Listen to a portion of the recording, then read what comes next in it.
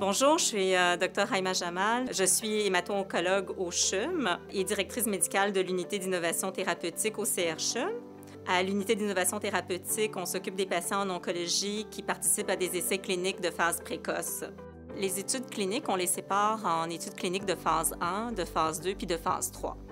La phase 1, c'est le moment où on va vraiment évaluer la toxicité du médicament dans le but de trouver la dose qui est tolérable chez l'humain.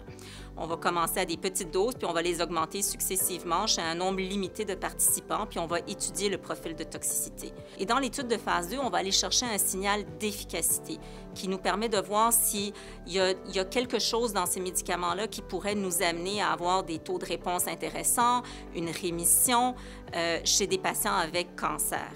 Une fois qu'on voit qu'il y a un signal d'efficacité et que le profil de toxicité est tolérable, on va aller en étude de phase 3, où là, on va comparer le médicament à un standard déjà approuvé, déjà accepté, déjà utilisé dans la population oncologique.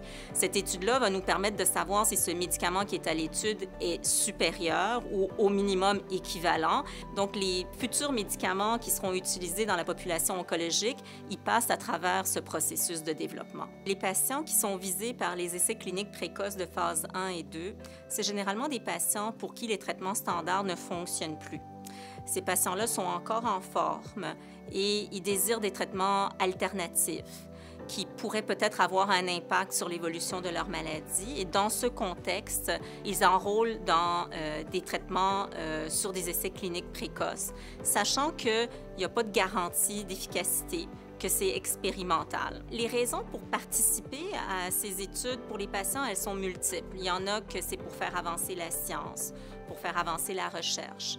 Il y en a, c'est parce qu'ils sont encore en forme, ils ont encore espoir qu'il y a peut-être quelque chose qui pourrait les aider. La plupart des gens ont lu sur la recherche clinique, ils comprennent que les traitements qu'ils ont aujourd'hui ont commencé quelque part.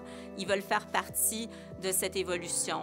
Et il y en a qui le font pour des raisons très altruistes aussi. Il y a des critères d'éligibilité dans une étude clinique, des critères très sévères.